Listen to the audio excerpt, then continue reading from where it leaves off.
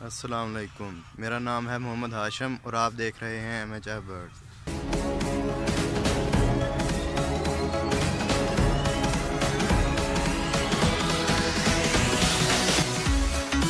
इसकी प्रोग्रेस वगैरह सबसे ज़्यादा है। इसे पंजाबी में कह लें कि एक अंडों की मशीन भी कहा जाता है।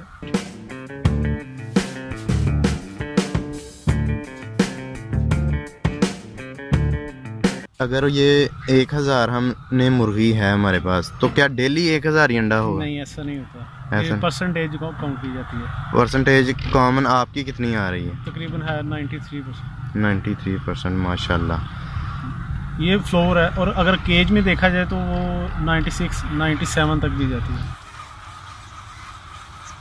इस पे जो है ना लागत आ जाती है 550 रुपया, 500 से 550।